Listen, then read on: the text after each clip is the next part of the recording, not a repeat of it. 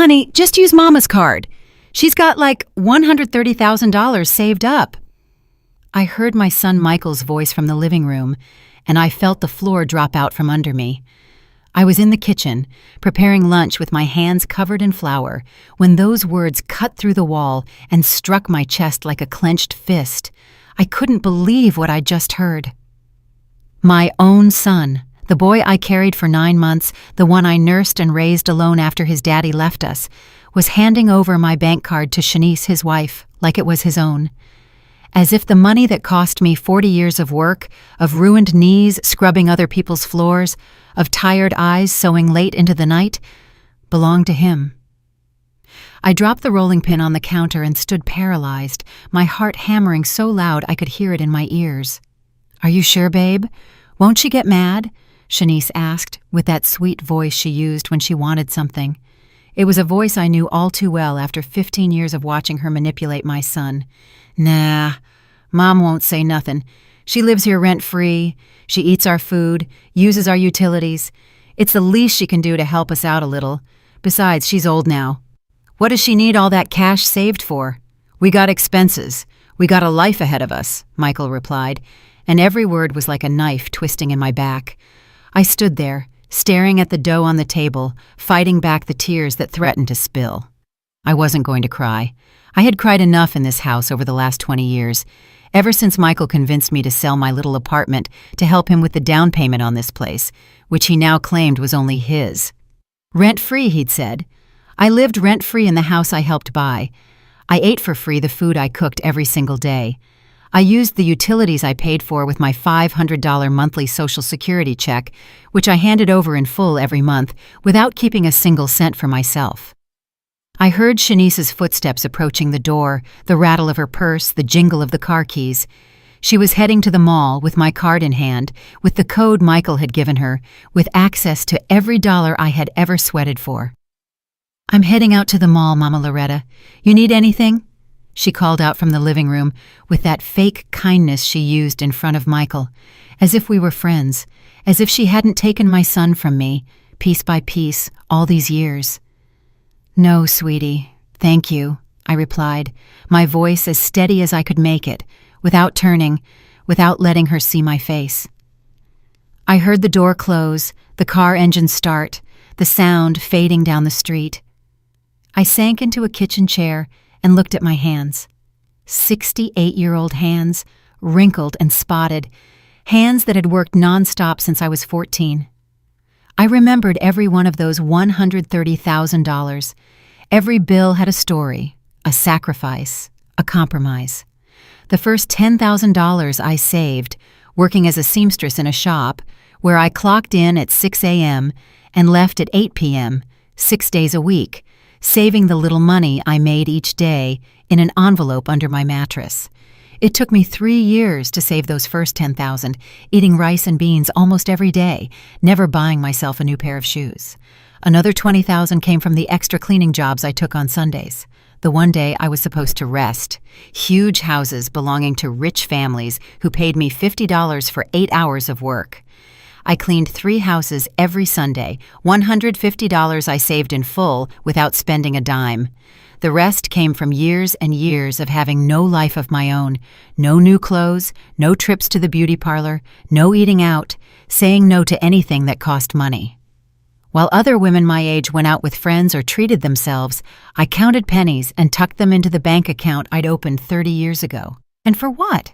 To have a place of my own someday, a small, modest apartment where no one could tell me I was living for free, where I could close my door and be the owner of my space, my peace, my life. That was all I wanted. It wasn't much to ask for after 68 years in this world. But now, my son, my own son, had just handed over my card as if it were his, as if I didn't exist, as if my life and my effort meant nothing. Michael walked into the kitchen with his phone in his hand, not even glancing at me. He poured himself a glass of water and leaned against the refrigerator. "Lunch almost ready, Mama? I got a meeting at 3 and need to eat quick," he said with that tone he'd been using lately, the tone that wasn't a question, but an order. "Almost," I replied, standing up to continue with the dough, though my legs felt shaky. "Oh, hey, Mama. Shanice went to the mall. We needed some things for the house," he said, still not looking up from his phone, as if it were the most normal thing in the world. I didn't answer. I kept kneading, pressing the dough harder than necessary, feeling the mix of rage and pain in my chest. "Did you hear what I said?" Michael asked, finally looking up. "Yes, I heard," I said without turning. "And is there a problem?" Irritation was in his voice now, as if I were the one doing something wrong. I turned and looked him in the eyes, those eyes that once looked at me with love, respect, and admiration. Now I only saw impatience and annoyance. "Should I have a problem?" I asked, keeping my voice steady, though inside I was a volcano about to erupt. "No, of course not. It's just some things for the house. Besides, Mama, you live here. It's normal for you to help out with the expenses once in a while," he said, going back to his phone as if the conversation were over. "Help out with the expenses." He said that as if I didn't hand over my full Social Security check every month, as if I didn't cook, clean, wash, and iron for the whole family without charging $1, as if the last 20 years of my life hadn't been dedicated to serving them. "I see," was all I said. And I returned to my dough. Michael left the kitchen, and I stood there, looking out the window at the small yard that I maintained myself. The roses I planted, the grass I watered every morning, the tomatoes growing in the corner, all in a house my son claimed was only his. In that moment, I made a decision. I wasn't going to stand by and watch them steal the only thing I had left. I wasn't going to let Shanice spend in one day what took me 40 years to save. And I definitely wasn't going to keep living in a house where they treated me like a maid and not a mother. I finished preparing lunch, wiped my hands on my apron, and went straight to my room. I locked the door, pulled out my old flip phone, and dialed the bank number I had memorized. I waited for the rings, my heart racing. "Unity Trust Bank, good morning. This is Aisha. How can I help you?" A friendly voice answered on the other end. "Good morning. I need to block my debit card immediately," I said firmly. "Can you confirm your full name and account number, please?" the operator asked professionally. I gave her all my details, answered the security questions, and confirmed my date of birth and address. With every passing second, my heart hammered faster, as if I were committing a crime when I was only protecting what was mine. "I understand, Ms. Mathis. Was there an issue with the card? Did you lose it, or was it stolen?" the operator asked. "Let's just say someone has it without my authorization," I replied, choosing my words carefully. "Perfect. I'll proceed to block the card immediately. From this moment on, no one will be able to make any transactions with it. Would you like us to mail a new card to your home address?" Aisha explained from the bank. "Yes, please, but don't send it to this address. I'll pick it up personally at the branch next week," I said, thinking fast. I didn't want Michael or Shanice to intercept my new card. "No problem, Ms. Mathis. Your card was blocked at 11:25 a.m. Is there anything else I can help you with?" the operator asked. "No, that's all. Thank you very much," I said, and hung up the phone with trembling hands. I sat on the edge of my bed, that twin bed Michael had given me when I moved into this house, telling me the room was small and couldn't fit a bigger one. I looked around my 10 by 10 foot room, a bed, a small closet, a nightstand. This was all my space in a 4-bedroom house. Shanice had a full walk-in closet all to herself, bigger than my entire room. Michael had his private office where no one could enter. There was a TV room, a formal dining room only used when guests came over, and I lived in the smallest room, the one that used to be the pantry. But I never complained. I never complained because he was my son, because I loved him, because I thought that someday he would see me again as his mother and not as a burden. How naive I was. I heard Michael's phone ring in the living room, his voice answering, then silence. Then his voice, louder, more agitated. "Blocked? How is it blocked? That's impossible. My mama never blocks anything. She doesn't even know how to use those bank things," Michael was saying, and I could hear the frustration in his tone. I stayed still, holding my breath, listening. "Shanice, wait, let me call Mama," Michael said, and seconds later he was pounding on my door. "Mama, are you in there? I need to talk to you, urgent." Coming, I said, waiting a few seconds before opening the door, pretending I was busy. I opened it, and there was Michael, phone in hand, with that anxious look he got when things didn't go his way. Mama, Shanice just called me from the mall. She said your card isn't working, that it shows up as blocked. Did you block it? He asked, straight to the point. I looked him in the eye, and for the first time in 20 years, I wasn't afraid to tell the truth. Yes, I blocked it, I replied calmly. What? Why did you do that? Shanice is at the checkout with a cart full of stuff. She's being horribly embarrassed, Michael said, raising his voice. I didn't give her permission to use my card. That money is mine, I said, maintaining my composure.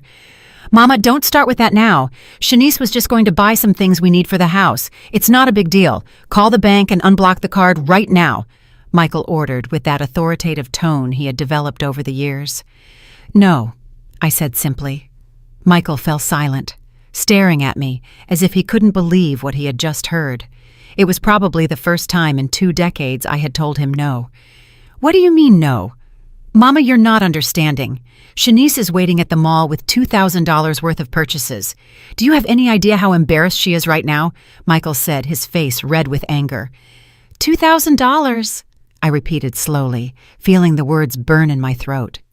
Michael, she was going to spend $2,000 of my money without even asking me. It's stuff for the house, Mama. A new TV, a sofa set, appliances we need to replace. It's not like it's just for her, Michael explained, as if that justified everything. I didn't authorize those expenses. I saved that money working for 40 years. It's not family money, it's my money, I said firmly, though I was trembling inside. Mama, you live in this house. You use the electricity, the water, the gas, the internet. All of that costs money. Or do you think it's free? It's fair that you contribute, Michael said, crossing his arms. I give you my entire Social Security check every month, $500 that you never pay back. I cook, I clean, I wash, I iron. Isn't that contributing? I asked, feeling my voice break but holding firm. That $500 doesn't even cover your food expenses, Mama. You're being selfish. You have $130,000 saved that you're not using for anything. What do you need it for? What are you going to do with it at your age? Michael said, and those words hurt more than any physical blow. At my age, as if at 68 years old, I no longer deserved to have dreams, plans, or dignity. That money is for me to buy my own apartment and stop being a burden to you, I said, and I saw Michael's eyes widen in surprise. What are you talking about? Nobody said you're a burden, Michael replied, but his voice didn't sound convincing. You just said it 5 minutes ago in the living room. You told Shanice I was living here for free, eating your food, using your utilities, that I was old and didn't need so much money. That's what you said, I stated, and I watched Michael's face go pale as he realized I had heard everything. A long, awkward silence followed. Michael opened his mouth several times, trying to find words, but nothing came out. Mama, I didn't mean it like that, he finally said, but without looking me in the eyes. But you said it and you thought it. And right now you're more worried about Shanice's embarrassment at the mall than the fact that she tried to spend $2,000 of mine without my permission, I said, feeling the tears well up, but I kept them in. She's my wife, Mama. It's normal for me to defend her, Michael said. And I'm your mother. Isn't it normal for you to defend me? I asked. And that question hung in the air between us like a ghost. Michael fell silent again. He looked at his phone, then at me, then back at his phone. I could see the conflict on his face, the battle between his conscience and his loyalty to Shanice. Mama, please, just unblock the card for today. Shanice is already there. She already picked everything out. We can't leave her hanging like that. We'll talk about this calmly later, Michael said in a softer tone now, trying to manipulate me with guilt. No, Michael. And tell Shanice to come home. The 3 of us need to talk, I said with a firmness I didn't know I possessed. Mama, don't blow this out of proportion. Please, Michael pleaded. I didn't do anything. You are the ones who took my card without permission. You are the ones who were planning to spend my money like it was yours. I'm just protecting what belongs to me, I said. And I took a step back to close my bedroom door. Michael stood in front of my closed door. I heard him knock softly with his knuckles. "Mama, open up, please. Don't be mad," he pleaded, using that voice he used when he was a little boy who'd done something wrong. That voice that used to melt my heart, but now only filled me with anger. I didn't answer. I sat on my bed and waited. I heard his steps retreat. I heard him talking on the phone with Shanice in a low voice. I heard him explaining that I had blocked the card. I also heard Shanice yelling on the other end of the phone so loud that her voice cut through the device. "Your mother is crazy. I'm standing here like an idiot in front of all these people. The saleswoman already called the manager. This is humiliating," Shanice screamed. And I didn't feel an ounce of guilt. Let her feel shame. Let her feel what it's like when someone makes you look bad. I had felt shame for 20 years every time I was introduced at family gatherings as the mother who lives with us. Every time Shanice told her friends that I helped out around the house, as if I were the domestic worker. A half hour passed before I heard Shanice's car pull up. The front door slammed so hard it shook the walls. I heard her heels clicking against the hardwood floor, that sound that always announced a storm. "Where's your mother?" Shanice asked, her voice dripping with venom. "Shanice, calm down. Let's talk about this quietly," Michael said, trying to appease her. "Quietly? Your mother made me suffer the biggest embarrassment of my life. There were like 20 people staring while the saleswoman kept trying to run the card over and over. I had to leave everything there and run out," Shanice screamed. "I know, babe, I know. But she heard what we talked about this morning. She's upset," Michael explained. "And so what if she heard? We spoke the truth. She lives here without paying anything. The least she can do is help us when we need it. It's not fair that she has $130,000 saved while we kill ourselves working and paying all the bills for this house," Shanice said, and every word confirmed what I already knew. To her, I wasn't a person. I was a source of money. I got up from the bed and opened my bedroom door. I walked toward the living room where they were both standing. Shanice looked at me with eyes full of fury, still holding her empty mall bags. "Loretta, we need to talk seriously," Shanice said, without even greeting me, without a hello or a good afternoon. "Yes, we need to talk," I replied calmly, and I sat on the single armchair, which was the only place they ever permitted me to sit. The big sofa was Shanice's exclusive territory.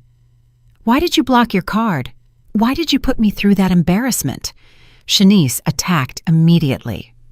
"I didn't put you through any embarrassment. You brought it on yourself by trying to spend $2,000 of my money without my permission," I replied, looking her directly in the eyes. "It's not just your money. This is a family. Families share," Shanice yelled, taking a step toward me. "I am not your family, Shanice. I am Michael's mother, and my money is mine. I earned it, I saved it, and I decide what to do with it," I said, keeping my tone calm, though inside I wanted to scream everything I had bottled up for 15 years. "Mama, please don't be like this. Shanice just wanted to buy things that we genuinely need for the house. The TV in the living room is 8 years old, the sofa is all worn out, the refrigerator makes weird noises," Michael intervened, trying to justify the unjustifiable. "If you need those things, buy them with your money. You both work. Michael makes good money as an engineer. Shanice works at that clothing store. You have 2 incomes. Why do you need mine?" I asked. "Because we have expenses, Loretta. This house doesn't maintain itself. The mortgage is $1,200 a month. The utilities are another $300. Food is about $500, plus the internet, the phones, the car, the insurance. It all adds up. There's nothing left over at the end of the month," Shanice explained, with that victim tone she knew how to use so well. "I give you $500 from my Social Security check every month. That helps," I said. "$500 is nothing, Loretta. That barely covers your food," Shanice said with contempt. "Then let me go. Let me buy my apartment with my money and stop being a burden to you," I said. I saw Shanice and Michael exchange a quick glance, a look I couldn't interpret at the time, but which I understood perfectly later. "Mama, don't say that. Nobody wants you to leave. This is your home," Michael said, but his words sounded hollow, rehearsed. "This is not my home, Michael. You said it yourself this morning. This is your home. I just live here," I said, feeling my voice finally break. Oh, for God's sake, don't start with the drama, Loretta. Nobody said that. Michael was just talking, Shanice interrupted, rolling her eyes. Yes, he said it and he's right. That's why I want to leave. I want my own place where I am the owner, where I pay my own bills, where no one makes me feel like I'm a burden, I said, and the tears finally started rolling down my cheeks. Mama, you can't live alone. You're 68 years old. What if you get sick? What if you fall? Who's going to take care of you? Michael asked with that false concern that made me angrier than his insults. I'm 68, not 108. I'm perfectly healthy. I can take care of myself. I did it for 40 years before I came to live here, I replied, wiping my tears with the back of my hand. But it's different now, Mama. You're older now. You need to be with family, Michael insisted. What I need is respect and dignity, and I don't have that here, I said, getting up from the armchair. Look, Loretta, let's be honest, Shanice started, crossing her arms. You have nowhere to go. You don't have any other family. Your friends are just as bad off or worse than you. You have no one. If you leave here, you're going to end up alone in a sad apartment, eating alone, watching TV alone, dying alone. Is that what you want? Her words were like slaps, each one designed to destroy the little self-esteem I had left. The worst part was that she was right about one thing. I didn't have much family. My sister had died 5 years ago, my parents decades ago. My few friends were scattered, each with her own life, her own problems. I'd rather be alone and at peace than accompanied and miserable, I responded, surprised by my own bravery. Oh, how dramatic. Nobody's making you miserable, Loretta. We're giving you a roof, food, company. But of course nothing is ever enough for you, Shanice said sarcastically. You don't give me anything. I pay with my Social Security, with my work in the house, with my dignity, I said, raising my voice for the first time. Your Social Security doesn't even cover half of what you cost here. And washing some dishes and sweeping a little bit is not work. Anyone can do that, Shanice yelled, completely losing her composure. Then anyone can do it. Hire someone. I'm leaving, I said, and I walked toward my room. You're not going anywhere, Mama. Stop being ridiculous, Michael yelled after me. I locked myself in my room and listened as the two of them continued arguing outside. Shanice blamed Michael for being too weak with me. Michael tried to calm her down. Both of them talked about me as if I were a problem to be solved, not a person. I stayed sitting on my bed for hours, listening as the house slowly returned to its usual silence. Shanice had locked herself in her room, slamming the door. Michael tried knocking on my door twice more, but I didn't answer. I had nothing more to say to him at that moment. When night fell and the house was completely quiet, I pulled out my old phone and dialed the only number I knew would give me comfort. Ruth, my lifelong friend, the only person who truly knew me. Loretta, what's wrong, girl? It's almost 10 p.m., Ruth answered, her voice worried. And then I broke down. I told her everything, from the conversation I overheard that morning to the fight with Shanice, from the $2,000 they tried to spend to the hurtful words about my age and my loneliness. Ruth listened without interrupting, letting me cry and vent like I hadn't in years. Loretta, listen to me closely, Ruth said when I finally ran out of words. You're coming to my place tomorrow. You can stay with me for as long as you need while you look for your apartment. You can't stay there. That house is killing your soul. Ruth, I can't impose on you. You live in a small apartment. There's no room, I said through sobs. I have a pull-out sofa in the living room that's more comfortable than being in that house where they don't value you. Tomorrow, Loretta. Tomorrow you pack what you need and you come here. That's not a suggestion, it's an order, Ruth said with that firmness she always had when she knew I needed a push. That night, I barely slept. I lay looking at the ceiling of my small room, remembering how I had arrived at this place 20 years ago. Michael had just married Shanice and had told me they wanted to buy a bigger house, but they didn't have enough for the down payment. I had sold my small 2-bedroom apartment, the one I had bought with so much effort, and I gave Michael the money, $50,000 that represented all my life's work up to that point. "It's a loan, Mama. I'll pay you back in 2 years when I get my promotion," Michael had promised me, his eyes bright with excitement. But 2 years passed, then 5, then 10, and the loan was never mentioned again. When I brought it up, Michael would get annoyed.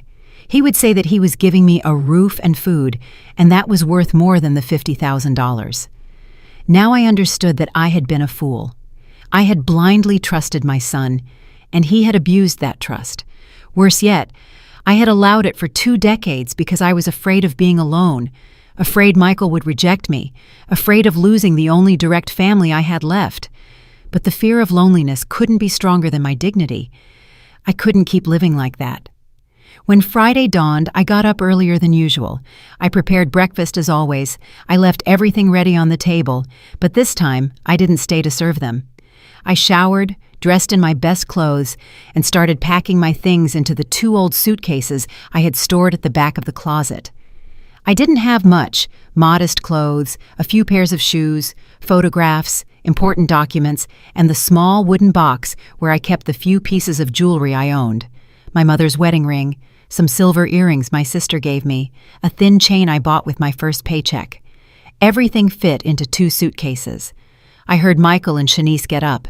I heard their voices in the dining room, eating the breakfast I had prepared. Neither one knocked on my door to see how I was. Neither asked if I had slept well. It was as if I didn't exist unless they needed something. I waited for both of them to leave for work. Michael left first at 8:30 a.m. as usual. Shanice left at 9. When I heard her car engine fade away, I pulled my suitcases out of the room. I walked through the house for the last time, looking at every corner I had cleaned thousands of times. The kitchen where I spent countless hours cooking for a family who barely said thank you. The living room where I could never sit comfortably because it was Shanice's space. The dining room where I always sat in the corner, in the least comfortable chair.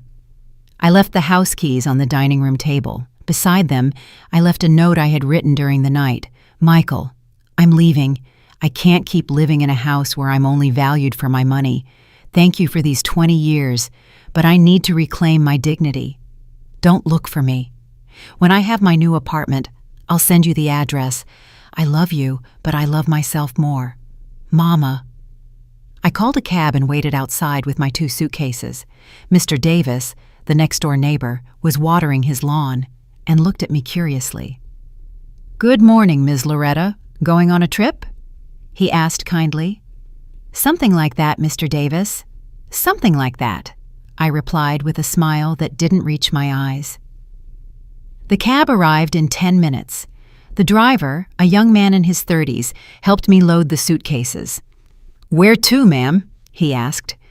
I gave him Ruth's address, and throughout the ride, I looked out the window, watching the streets of the city where I had lived all my life pass by. Every block moved me further away from Michael and Shanice, and strangely, instead of feeling sadness, I felt something close to relief. Ruth was waiting for me at the entrance of her building when I arrived. She hugged me so tight I could barely breathe, and that hug made me cry again. But this time they weren't tears of pain, but of gratitude. "You're here now.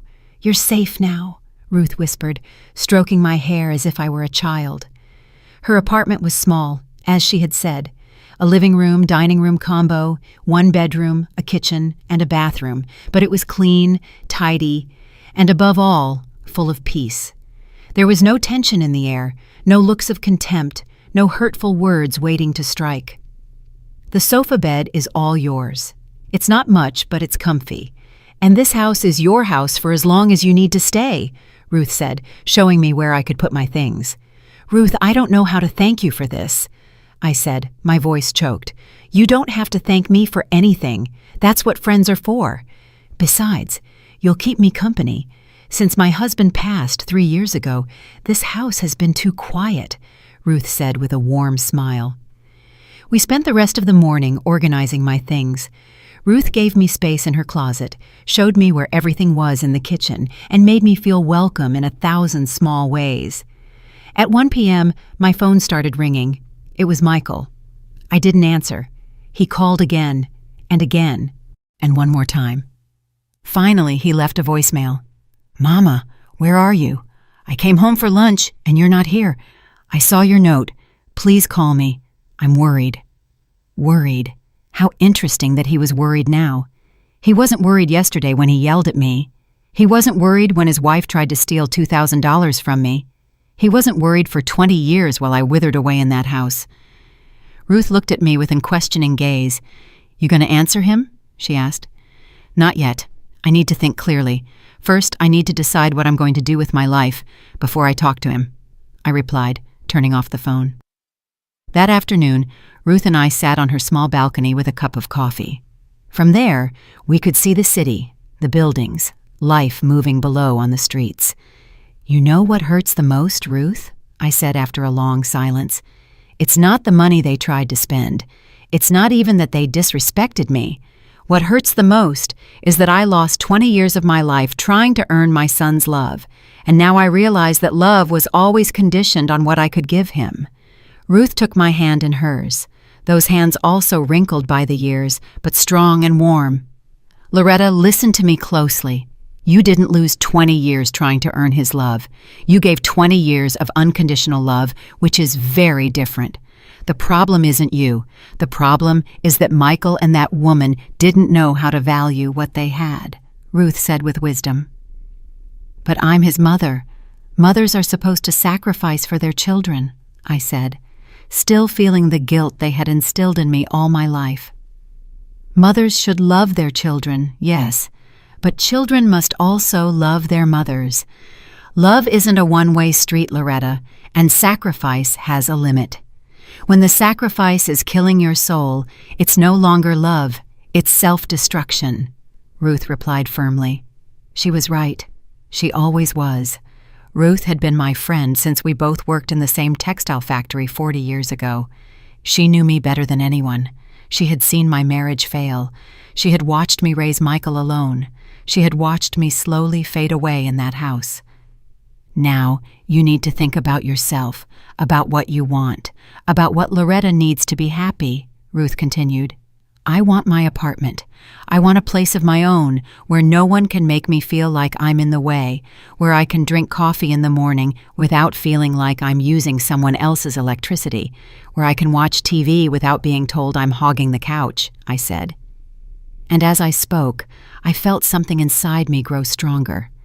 "Then that's what we're going to get. We'll start looking for apartments tomorrow," Ruth said with determination. That night, I slept on Ruth's sofa bed, and it was the best night's sleep I'd had in years. There was no tension, no fear of hearing footsteps outside my door, no anxiety wondering what new form of humiliation awaited me the next day. On Saturday morning, my phone was still off, but I could imagine the number of missed calls I had. I didn't care. For the first time in 2 decades, I was my priority. Ruth and I had a quiet breakfast, talking about everything and nothing, laughing at old memories, making plans. Then we got dressed and went out. We had marked 5 apartments to see that day, all within my budget. The first was too dark, with small windows that barely let in light. The second was in a rundown building that smelled of dampness. The third was perfect, but it was on the 4th floor with no elevator, and my knees weren't what they used to be. The 4th had plumbing problems the owner didn't want to fix. But the fifth stole my heart the moment I walked in. It was a 2nd-floor apartment in a well-maintained, secure, 6-story building. It had a living room with a large bay window overlooking a small park, a perfectly equipped galley kitchen, a spacious bedroom with a closet, and a clean, functional bathroom. It wasn't large, about 650 square feet, but it was cozy, bright, and had a peaceful energy. "How much are you asking for it?" I asked the man showing it to us. $65,000. It includes the parking space downstairs and a small storage unit in the basement. The HOA fees are $100 a month, explained Mr. Benjamin, the apartment owner. $65,000. I could pay for it in cash and still have $65,000 left to live comfortably, for emergencies, for my later years. "Can I see it again?" I asked. Mr. Benjamin nodded kindly. I walked through every space, imagining my life there. My bed in the bedroom, my clothes in the closet, my few photographs on the walls. I imagined making coffee in that kitchen, sitting by that bay window to read, sleeping soundly. I saw my future within those empty walls, and that future was bright. "I'll take it. I want to buy it," I said with a firm voice.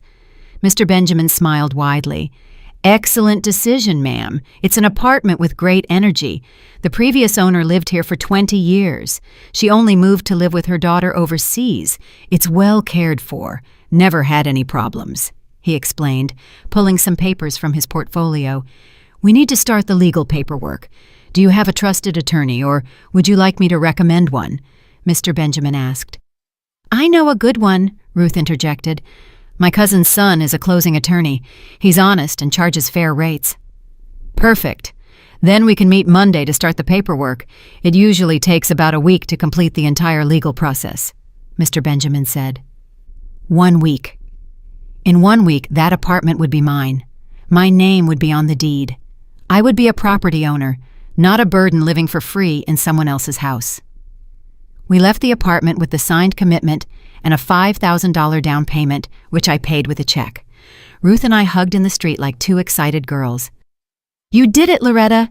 You're going to have your own place," Ruth shouted, not caring who heard us. "I did it," I repeated, feeling a huge smile spread across my face. I really did it. We returned to Ruth's apartment euphoric, making decorating plans, talking about what furniture I would need to buy, what things I could get secondhand to save money. It was then, in the middle of that happiness, that I decided to turn on my phone. I had 32 missed calls from Michael, 17 from Shanice, and over 40 text messages. The messages started worried. "Mama, where are you? Please answer, we are frantic." But then they changed tone. "Mama, this is ridiculous. Drop the drama. We need to talk about important things." And the last ones were directly threatening. "If you don't answer, I'm going to call the police. This is abuse to us. You're going to have to come back. You have nowhere to go."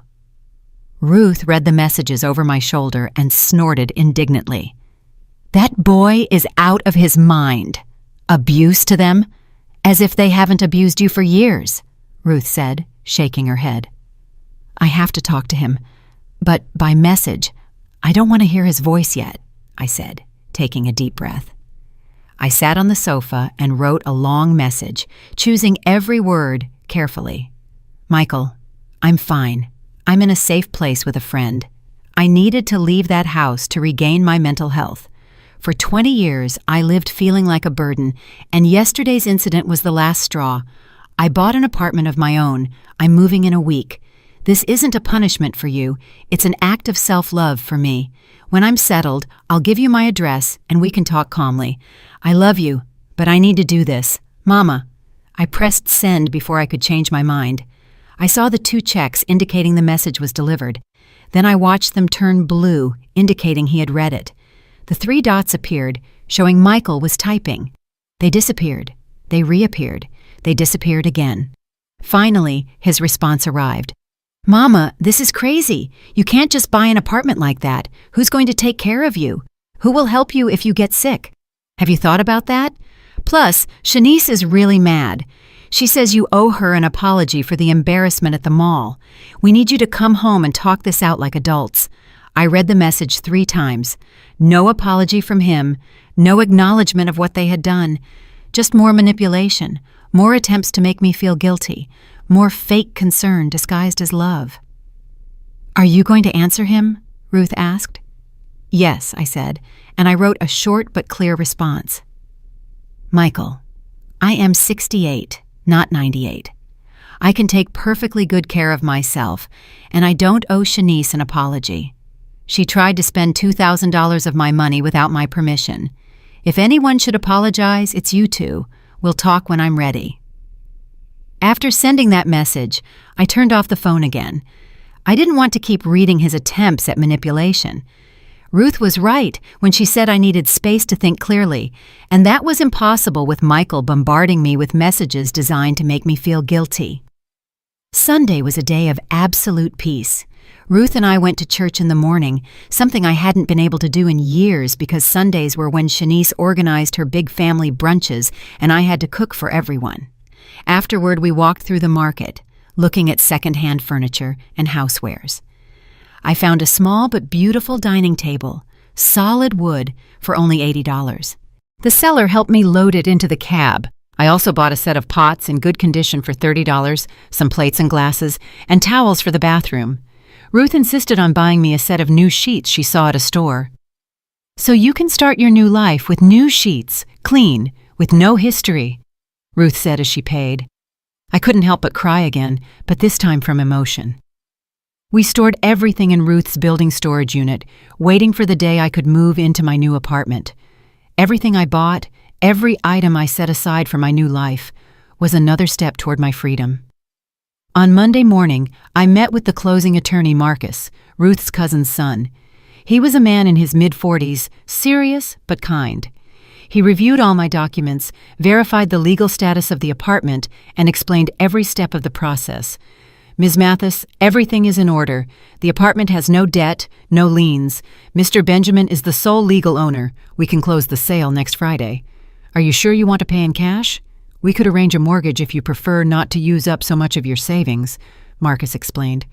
"I want to pay in cash. I want it to be completely mine. No debts, no mortgage. I've waited my whole life for this moment," I said with conviction. "I understand. Then, Friday at 10 a.m., we'll meet here in my office to sign the deed. You need to bring the payment for $60,000, plus $5,000 for notary fees and taxes. The $5,000 advance you already paid will be deducted from the total," Marcus explained, showing me all the papers. $65,000 in total, less than half of my savings. I could do it, and I would. I left the attorney's office feeling stronger than ever. I walked through the city, observing everything with new eyes. The stores, the parks, the buildings. Everything looked different when you knew you were building your own life and not just surviving someone else's. When I returned to Ruth's apartment, I briefly turned on my phone to check messages. Michael had only sent one more, and the tone had completely changed. "Mama, I talked to Shanice.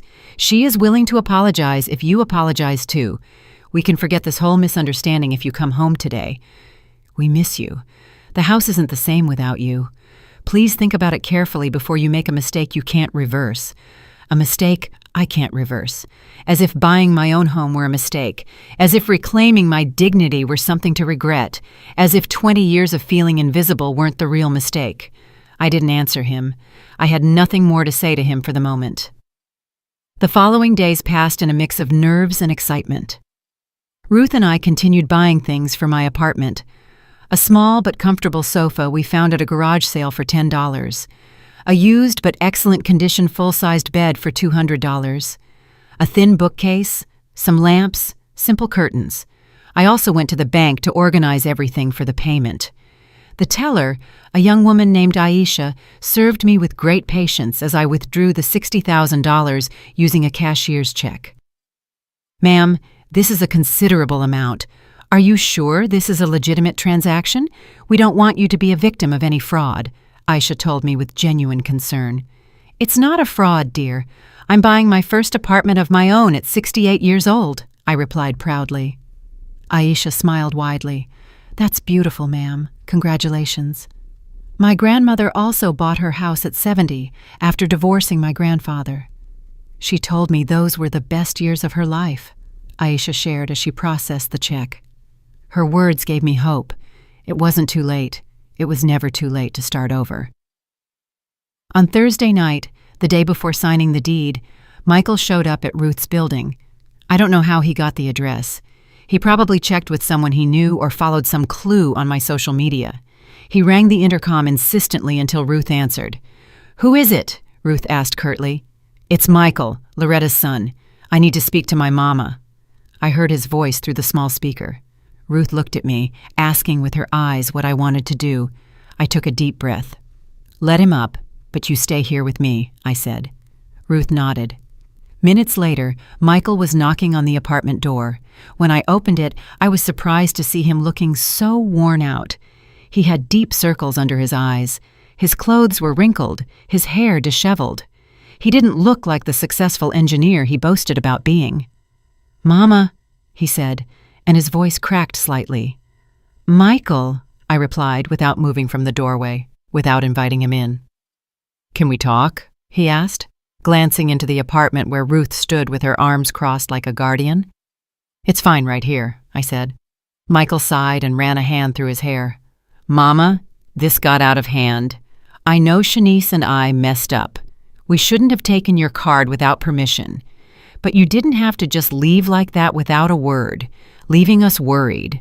Michael began with that tone he used when he wanted to sound reasonable, but was really just trying to manipulate. "Michael, I left you a note explaining exactly why I was leaving. It wasn't impulsive, it was necessary," I replied, keeping my calm. "But Mama, we're family. Families forgive. Families resolve their problems together, not by running away," Michael said, taking a step closer.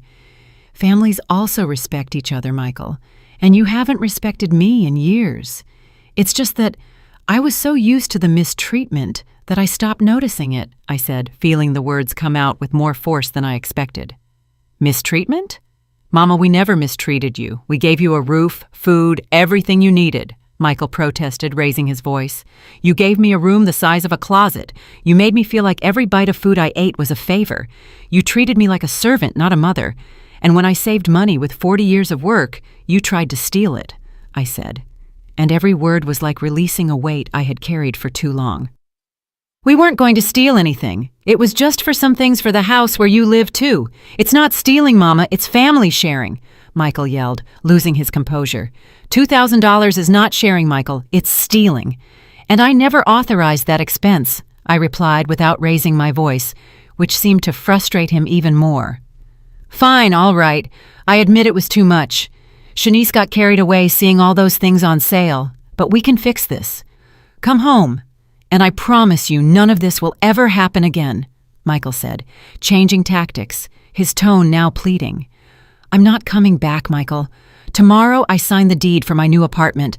I'm moving in this weekend. I've already made my decision," I said. And I saw his face go from pleading to shock. "You bought an apartment without consulting me? Mama, that's crazy.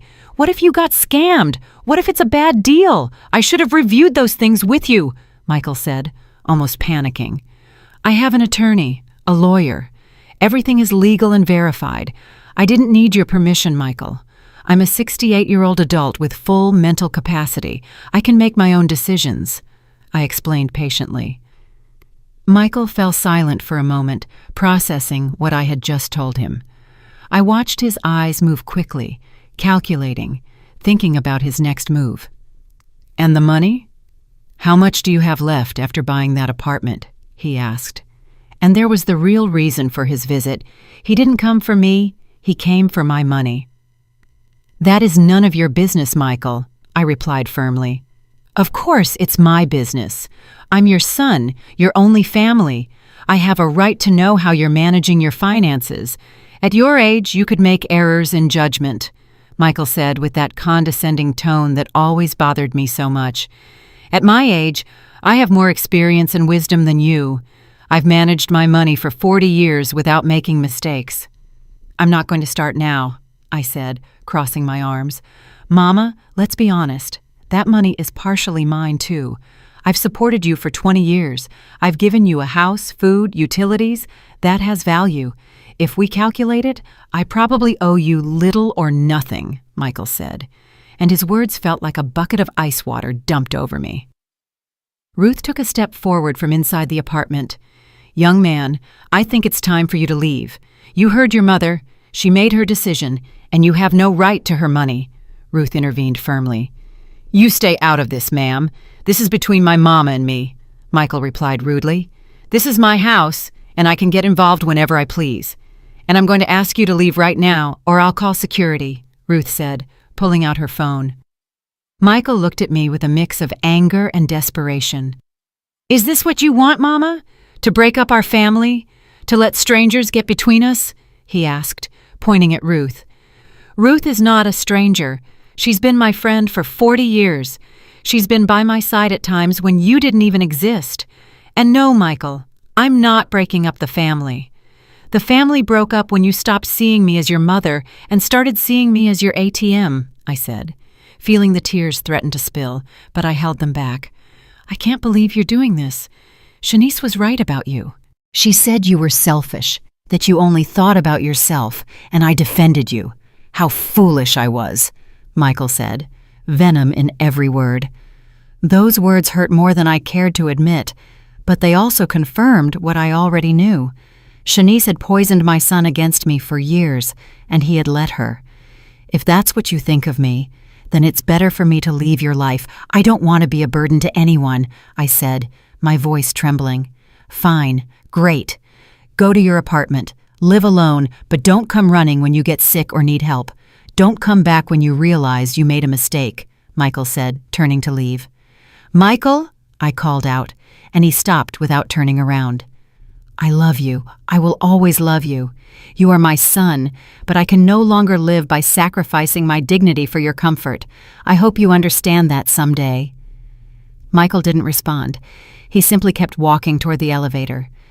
I watched him get in, watched him press the button, watched him disappear behind the closing doors, and with those doors, a chapter of my life also closed. Ruth hugged me while I finally allowed myself to cry. I cried for the 20 lost years, for the broken relationship with my son, for the family that could have been but never was. But I also cried with relief because I knew I had made the right decision, even though it hurt. That night, I barely slept. I tossed and turned on the sofa bed, replaying the conversation with Michael, questioning if I had been too harsh, wondering if I should have given him another chance. But every time I thought about going back, I remembered the 20 years of small and large humiliations. I remembered the attempted theft. I remembered all the times they made me feel invisible. No, I couldn't go back. For the first time in my life, I had to choose myself. Friday dawned sunny and beautiful, as if the universe were celebrating with me. Ruth and I dressed in our best clothes. She insisted on accompanying me to the attorney's office. "This is one of the most important days of your life, Loretta. You're not going through it alone," Ruth said, putting on her cream silk blouse, the one she saved for special occasions. We arrived at the attorney's office 15 minutes before the agreed time. Mr. Benjamin was already there, along with Marcus, the attorney. Both greeted us with smiles. "Good morning, Ms. Mathis. Ready to be a homeowner?" Marcus asked warmly. "More than ready," I replied with a huge smile. The process lasted nearly 2 hours. I had to sign so many papers I lost count: deeds, certificates, declarations, receipts. Marcus patiently explained each document, making sure I understood exactly what I was signing. When it was time to hand over the $60,000 cashier's check, my hand trembled slightly. It was nearly everything I had. But I looked at Ruth, who smiled at me proudly, and I remembered why I was doing this. I placed the check on the table. Mr. Benjamin reviewed it, nodded with satisfaction, and Marcus officially processed it. "Very well, Ms. Mathis. With this, we complete the transaction. This apartment is now legally yours. Here are the deeds with your name, the keys, and the building documents. Congratulations on your new home," Marcus said, handing me a thick envelope with all the papers and a keychain with 3 keys. I took the keys in my hand and held them as if they were the most valuable treasure in the world. And to me, they were. These keys represented freedom, dignity, and independence. They represented the end of a dark chapter and the beginning of something new. "Thank you, Marcus. Thank you, Mr. Benjamin. You don't know what this means to me," I said, my voice cracking with emotion. "Believe me, I do, Ms. Mathis. I've seen many transactions in my life, but few with such an emotional load as this one. I hope you are very happy in your new home," Marcus said sincerely. We left the attorney's office, and Ruth practically screamed with excitement in the street. "You did it! You own your own place. At 68 years old, you took back your life," Ruth shouted as she hugged me, and we spun around on the sidewalk like 2 crazy girls. People passing by looked at us curiously. Some smiled, seeing our joy. An older lady stopped and asked us what we were celebrating. "I just bought my first apartment," I told her proudly. "Oh, how lovely. Congratulations, honey. It's never too late to fulfill dreams," the lady said, with a warm smile before continuing on her way. Ruth and I went straight to the apartment. I wanted to see it again, now that it was officially mine. I opened the door with trembling hands, put the key in the lock, turned, and pushed. The apartment was exactly as I remembered it, empty, smelling clean, full of light coming through the bay window. But now it looked different. Now it wasn't just a pretty space. It was my space, my home. I walked slowly through every corner, touching the walls, imagining where I would put each piece of furniture, visualizing my life there. The table by the bay window where I would drink coffee every morning, the sofa in front of the TV where I would rest without fear of someone telling me I was in the way, the bed in my bedroom where I would sleep in peace. "It's perfect, Loretta. It's absolutely perfect," Ruth said with tears in her eyes. "Yes, it is," I replied, also crying, but this time tears of pure joy. We spent the rest of the day cleaning the apartment from top to bottom. Even though it was already quite clean, I wanted to leave it spotless before bringing my things in. Ruth brought cleaning supplies, rags, and brooms, and we worked together like in the old days when we were young and cleaned other people's houses. On Saturday morning, Ruth organized a small help squad. She called her niece Kendra, a strong woman in her 30s who worked for a moving company. Kendra arrived with her truck and 2 friends who helped us move all the furniture we had bought during the week. It was beautiful to see my empty apartment filling up with life. The dining table fit perfectly by the bay window. The sofa fit exactly in the living room. The bed looked majestic in my bedroom with the new sheets Ruth had gifted me. Every item in its place, every space designed for my comfort. Kendra and her friends were incredibly kind. They refused to charge me the full moving fee. "Ms. Loretta, any friend of my Aunt Ruth is a friend of ours. Just pay us for the gas and we're good," Kendra said with a genuine smile. I gave her $100 despite her protests.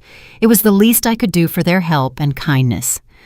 By noon, the apartment was completely settled. It wasn't luxurious or modern, but it was cozy and functional. The curtains we bought added a warm touch. The few photographs I had, now framed and hung on the walls, gave it personality. My plants on the small balcony gave it life.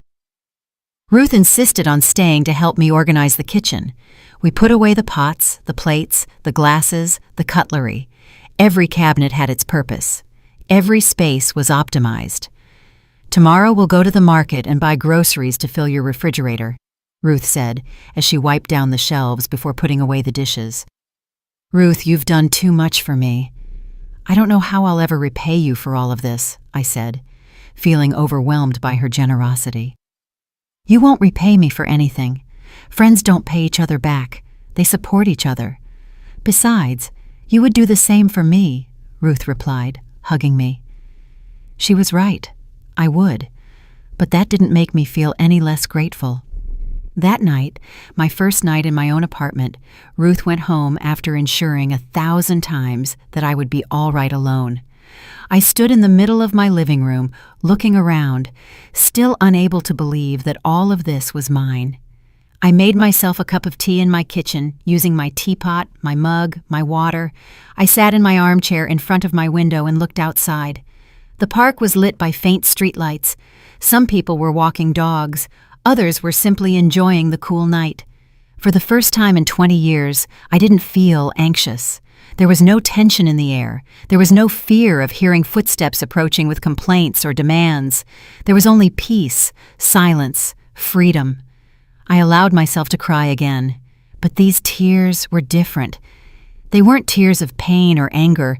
They were tears of relief, gratitude, and hope. I had made it out. I had managed to save myself. Sunday was the calmest day I'd had in years. I woke up without an alarm, letting my body rest as long as it needed. It was 9 a.m. when I finally opened my eyes, and the first thing I saw was the ceiling of my own bedroom, in my own house. I got up slowly, without haste. I made coffee in my kitchen using the coffee maker I found at a garage sale. The aroma filled the entire apartment and made me smile. I took my cup to the bay window and sat there for an hour, just watching, thinking, feeling. Ruth arrived at noon, as she had promised, bringing a huge pot of chicken soup she had made that morning. "So you have food for the whole week, and I brought fresh bread from the bakery, too," Ruth said, coming in with her bags full. We had lunch together at my new table, chatting about everything and nothing. She told me about her family, about her plans to visit her daughter next month, about the new show she was watching on TV. Simple, everyday conversations, beautiful in their normalcy. "Have you heard anything from Michael?" Ruth asked cautiously as we washed the dishes. "No, and I don't expect to. He made it very clear that he thought I was selfish for making this decision. He probably needs time to process it, or maybe he'll never understand. Either way, I can't do anything about it anymore," I replied, drying a plate. "Does it hurt?" Ruth asked, looking directly at me. "A lot. He's my son. It will always hurt, but the pain of losing him is less than the pain of losing myself," I said with honesty. Ruth nodded in understanding and said nothing more on the subject. There was nothing more to say. The following days were about adapting. I learned the routines of my building, met some neighbors, and discovered the nearby shops. There was a market 2 blocks away that sold fresh fruits and vegetables, a bakery 3 blocks away that made the most delicious bread I had ever tasted, and a drugstore on the corner run by a kind lady named Ms. Evelyn. I built a simple but satisfying routine. I woke up early, made coffee, had breakfast looking out at the park, then did household chores at my own pace, without pressure. In the afternoons, I read or watch TV, shows I chose without having to negotiate with anyone. In the evenings, I cooked for myself, small portions of meals that I enjoyed. 1 week after moving, I received another message from Michael. This time, it was different. "Mama, I know we haven't talked in months. I know things ended badly. I've been thinking a lot about everything that happened. Shanice and I are having problems. She wants things I can't give her. She's always dissatisfied, always wants more. And I realized something. That's how she treated you too, like what you gave was never enough. I think I understand now why you left. I don't expect you to forgive me, but I wanted you to know that I get it." I read the message several times. Part of me wanted to respond immediately, wanted to run to hug him, wanted to rebuild everything. But another part, the part that had learned to protect me, urged caution. I showed the message to Ruth during our Wednesday lunch. "What are you going to do?" Ruth asked. "I'm going to respond, but with clear boundaries. He's my son, and I love him, but I can no longer be the mother who sacrifices everything for him. If he wants a relationship with me, it has to be on my terms," I said with a firmness that surprised even myself. I wrote a careful response. "Michael, I appreciate your message and your honesty. Understanding what happened is the first step. If you want to rebuild our relationship, you are welcome. But it has to be different. I am no longer the mama who lets herself be manipulated or mistreated. I have my own life now, my own space, my own boundaries. If you can respect that, we can start over. I love you, but I love myself more now." His answer came the next day. "I understand, Mama. Could I visit you sometime? Just to see how you are, what your new apartment is like. Without Shanice, just me." We agreed he would come the following Sunday. I spent the entire week nervously cleaning the apartment obsessively, even though it was already clean, cooking and recooking in my mind what I would say to him. Sunday arrived promptly at 3 p.m.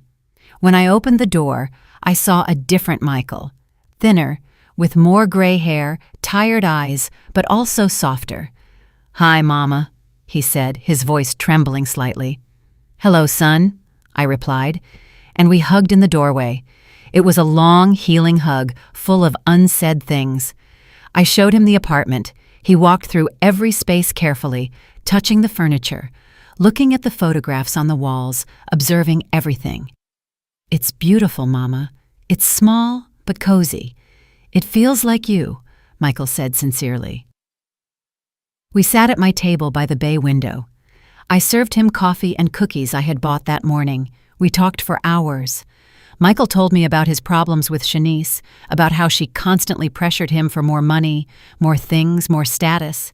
He told me he had started therapy to understand his own behavioral patterns. The therapist made me see that I repeated with Shanice the same thing Dad did to you. I let her treat you badly because I wanted to keep the peace in my marriage, without realizing I was sacrificing my relationship with you. Michael admitted with tears in his eyes. Michael, your father and you are two different people. Your father abandoned us. You stayed, albeit in a distorted way. The fact that you recognize this now means you can change, I said, taking his hand across the table. Can you ever forgive me? Michael asked, looking directly at me. I already forgave you, son. The forgiveness isn't for you, it's for me, to free myself from resentment. But forgiveness doesn't mean forgetting or going back to how things were. It means moving forward with healthier boundaries, I explained calmly. Michael nodded, understanding. Does Shanice know you're here? I asked. Yeah, she didn't like it, but I no longer give her the power to decide over my relationships. That's another change I'm making, Michael replied with determination. Our relationship after that day was slow, but genuine in its rebuilding. Michael started visiting me every 2 weeks, always alone, always respectful of my space and my time. He asked me about my life, about my activities, about my friends. He truly listened, not just waiting for his turn to speak. 6 months later, Michael and Shanice divorced. It didn't surprise me. Some relationships are built on toxic foundations that eventually collapse. Michael moved into a small apartment similar to mine and began his own journey of self-discovery. Today, 1 year after moving into my apartment, I am sitting in my armchair by the bay window, watching the sunset over the park. I have $75,000 in the bank, untouched. My apartment is paid for completely. My $500 monthly Social Security check covers my basic expenses. I live modestly, but with dignity. Michael comes to visit me every 15 days. Our relationship isn't perfect. It probably never will be, but it is honest. He is learning to be a better son, and I am learning to be a mother with healthy boundaries. Ruth continues to be my rock, my best friend, my chosen family. The women in my knitting class have become my social circle. I have plans to take a small trip next year, something I never allowed myself to do. My life is not extraordinary. I have no luxuries or spectacular adventures, but I have something I didn't have for 20 years. Peace. I have my own space where no one makes me feel like I'm surplus. I have my own money that no one tries to steal. I have my own life that no one controls. Sometimes I look back and wonder what would have happened if I had found the courage to leave sooner. But then I remember that every experience, even the painful ones, brought me here, to this moment, to this peace. I am 69 years old now. I don't know how many years I have left, but I know that every day I live in this apartment, in my own space with my dignity intact, is a day earned, a day lived for me. And that, after a lifetime of living for others, is more valuable than any amount of money in the bank. Did you like my story? And which city are you listening from? Let's meet in the comments. If you like the story, you can support me by sending a super thanks so I can keep bringing more stories like this. Thank you so much for your sweet support. I'm looking forward to your comments on the story. On the screen, you can see 2 new life stories that I highly recommend. There's so much more on my channel. Don't forget to subscribe. See you in the next life story with love and respect.